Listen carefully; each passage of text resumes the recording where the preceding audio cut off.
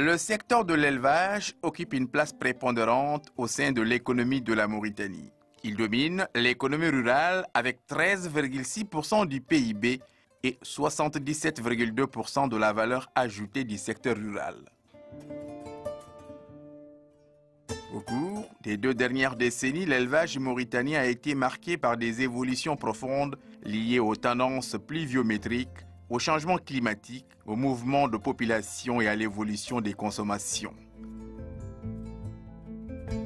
Les conséquences sont les mortalités d'animaux, les baisses de production et de reproduction et la vulnérabilité des ménages pauvres. Parallèlement, la croissance démographique de la Mauritanie, 2,5% du taux de croissance moyenne annuelle, entraînera un accroissement de la demande en produits laitiers. Toutefois, la croissance annuelle moyenne est estimée à 1,4% pour le lait, alors que la couverture des besoins en lait est de 33% en 2015, le reste par des importations évaluées à 15 milliards d'ouguiyas. L'élevage des bovins représente un pilier important de l'économie dans les bassins du Trarza et de Hod et constitue une source de revenus pour une large frange de la population locale. Au niveau de la zone, le lait est produit par des bovins de race locale et importés. Les éleveurs de vaches laitiers de race pure se retrouvent essentiellement dans les zones irriguées, productrices agricoles, telles que les zones pluviales, de décrue et zones rizicoles.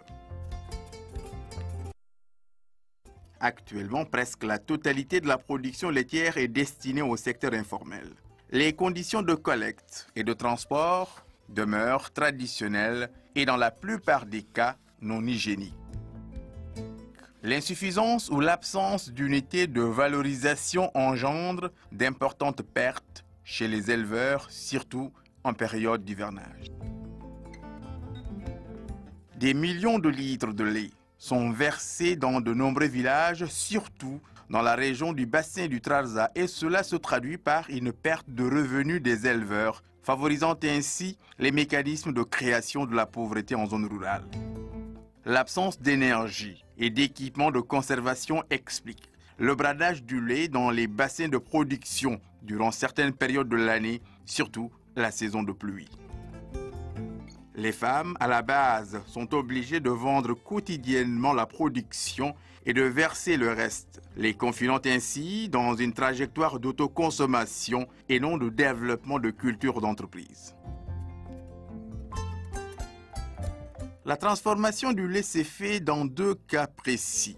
La fermentation traditionnelle est une affaire de femmes qui, en période d'abondance de lait, essaient d'en conditionner une partie destinée soit à l'usage familial, soit à la vente.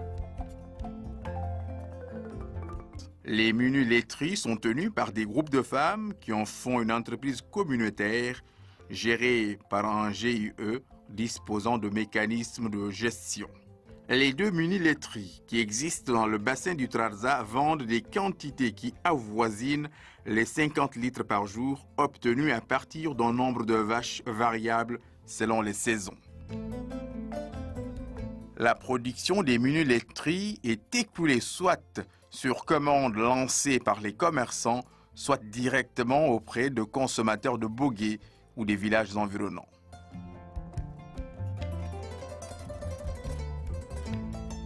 L'analyse des différents problèmes de la chaîne de valeur montre que dans les bassins de production de lait, l'accès à l'énergie est très faible et les possibilités de conservation quasi nulles, vu le caractère hautement périssable du lait.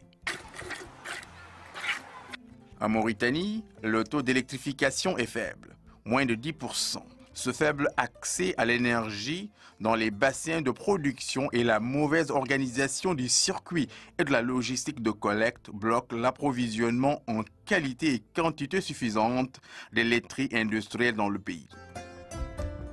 Les petits producteurs dans les villages qui disposent du lait n'ont pas accès à l'énergie pour la conservation et les laiteries industrielles qui ont accès à l'énergie pour la transformation ont du mal à s'approvisionner correctement en lait. Parmi les difficultés, Il y a également une mauvaise organisation de la collecte liée à un manque d'articulation entre les différents maillons de la chaîne de valeur, ce qui désavantage les liens entre fournisseurs et distributeurs de lait. La faible structuration de la filière explique que les éleveurs ne trouvent pas d'acheteurs de leur production et paradoxalement, les laiteries industrielles qui assurent la transformation et la distribution sont en constante rupture d'approvisionnement. Cette contrainte commerciale explique en partie la surabondance du lait cru sur le marché en saison des pluies et des coûts logistiques élevés pour les unités de transformation laiterie au grand détriment des consommateurs. C'est dans ce sens que la Mauritanie a initié une stratégie de développement du secteur rural Horizon 2025, dont l'une des priorités est le développement des filières animales pour accroître les productions et renforcer la compétitivité de la filière lait. C'est dans ce sens que l'ONG EcoDev, en partenariat avec Honda, Énergie au Sénégal et le ministère de l'Élevage, compte stimuler et promouvoir l'économie sociale locale par la valorisation du lait dans le cadre du programme Progrès Lait. Ce programme est financé par l'Union européenne dans le cadre de Facilité Énergie 2. L'enveloppe du financement est de 6 946 313 €, dont 5 209 735 € pour l'Union européenne, 868 289 € la contribution de la Mauritanie et 868 289 € contribution du Sénégal. Honda Énergie est le chef de file du programme qu'il exécute dans la zone du Sénégal, notamment dans la région de Saint-Louis et de Kolda. Et en Mauritanie sont concernés par ce programme le bassin du Trarza et des Hauts. L'exécution du programme en Mauritanie est assurée par l'ONG EcoDev en partenariat avec le ministère de l'Élevage. La durée du programme est de 4 ans à partir du 11 décembre 2014, date de la signature de la convention. Le Progrès Lait est un programme de développement de la chaîne de valeur lait qui met l'entrepreneuriat rural au cœur de sa démarche en mettant à la disposition des acteurs, notamment des femmes à la base, d'abord des plateformes énergétiques pour la conservation du lait et ensuite une approche de partenariat public-privé à vocation communautaire comme instrument de développement du marché du lait. Le Progrès Lait vise à renforcer le pouvoir économique des éleveurs, notamment les femmes productrices de lait, à travers leur équipement en plateforme solaire de collecte décentralisée dans les différents bassins de production de lait.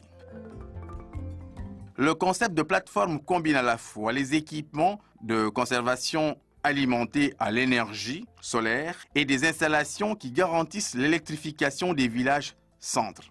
Il permet dès lors la fourniture des services annexes tels que l'éclairage, la recharge téléphone, la mouture et la soudure, entre autres.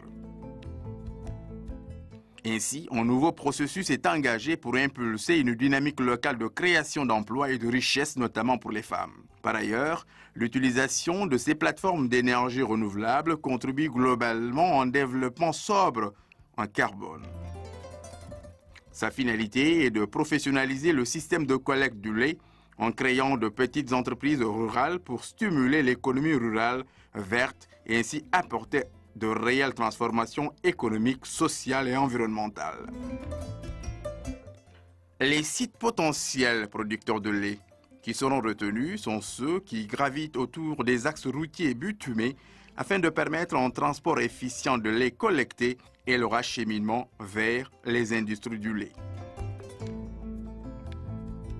Parmi les résultats, 100 mini-plateformes solaires entrepreneuriales, dont 50 en Mauritanie, seront installées au niveau des villages pour plus de 2000 petits producteurs approvisionnant les laiteries dans les villages polarisants ou villages centres.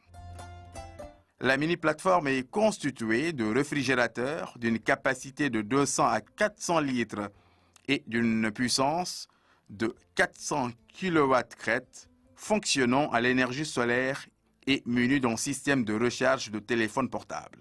Cet équipement de fourniture de services énergétiques, de froid pour la conservation du lait, est mis à la disposition des petits producteurs dans les villages et hameaux en vue de sécuriser la collecte primaire et la conservation. Pour l'acquisition de la Munu Plateforme, les bénéficiaires contribuent à hauteur de 10% du coût global et le reliquat est pris en charge par la subvention.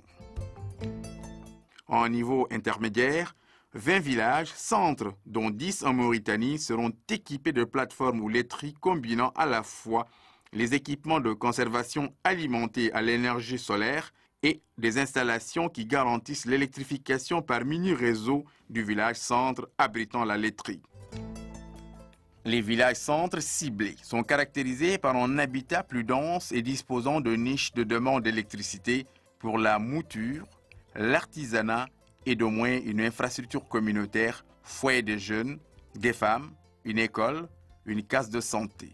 Chaque village centre constitue un potentiel pôle économique polarisant plusieurs villages satellites qui abritent les mini-plateformes.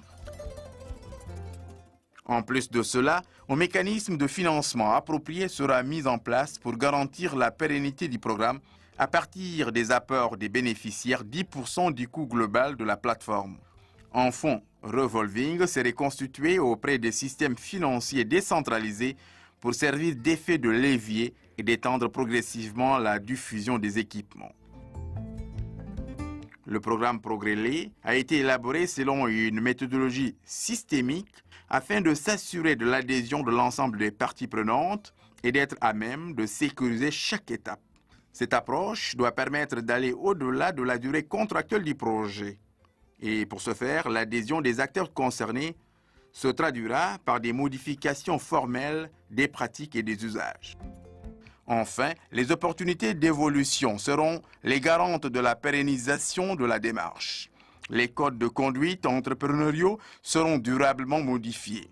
Pour les acteurs financiers, la validation en partenariat du modèle économique et sa mise en application sur un programme de taille significative sur 2 pays permettra de dupliquer le modèle économique à d'autres pays, voire à autoriser des mutualisations régionales. L'implication des acteurs politiques locaux, sous-régionaux, régionaux et internationaux, permettra de modifier les stratégies nationales ou régionales concernées.